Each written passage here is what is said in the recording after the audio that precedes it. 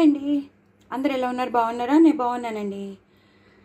మనం పిల్లలకి గ్రే మనం తినమని ఫ్రూట్స్ ఇస్తాము.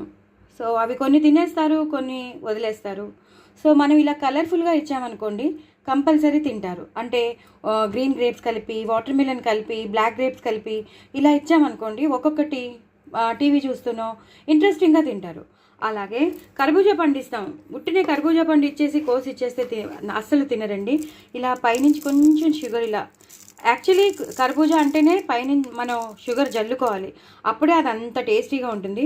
సో ఇలా షుగర్ కూడా మనం జల్లిచ్చేస్తే చక్కగా ఇది కూడా ఇలా ఇలా ఇలా అనేసుకునే వాళ్ళు స్వీట్గా ఉంటుంది. కాబట్టి కంపేర్ టు అదర్ ఫ్రూట్ ఇది కొంచెం తక్కువే ఉంటుంది. అంటే కొంచెం చప్పగా కూడా ఉంటుంది, కొంచెం తీగా ఉంటుంది. కానీ షుగర్ వేస్తే మాత్రం చాలా టేస్ట్ ఎన్హాన్స్ అవుతుంది. కాబట్టి ఇలా చిన్న కప్పులో ఇవి ఇలా ఇచ్చేసి, ఇక్కడేమో ఇవి ఇచ్చేస్తే సూపర్గా పిల్లలు తినేస్తారండి. సో డూ ట్రై ఇట్ అండి.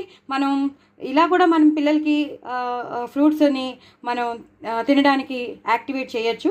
సో పిల్లలు కూడా ఇలా తినడానికి ఇంట్రెస్ట్ చూపిస్తారనమాట. ఎప్పుడైనా సరే కలర్ఫుల్గా ఉన్నప్పుడే వాళ్ళు ఇంట్రెస్ట్ చూపిస్తారు, తినడానికి యాక్టివ్గా ఉంటారు. సో కర్బూజా పండు మాత్రం ఉట్టినే ఇచ్చేయకండి.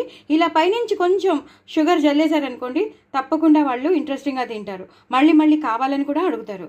సో డూ ట్రై ఇట్ అండి. నా ఛానల్ని సబ్స్క్రైబ్ చేసుకోండి, సపోర్ట్ చేయండి. సో దట్ వాళ్ళకి వెళ్ళాల్సిన విటమిన్స్ అన్నీ వెళ్తాయి. ఫ్రూట్ వెళ్ళినట్టు ఉంటుంది, విటమిన్స్ వెళ్ళినట్టు ఉంటుంది, హెల్తీ, మనం కూడా సాటిస్ఫాక్షన్ పొందుతాం. So do try. నా ఛానల్ని మాత్రం సబ్స్క్రైబ్ చేసుకోవడం అస్సలు మర్చిపోద్దండి. బాయ్ అండి.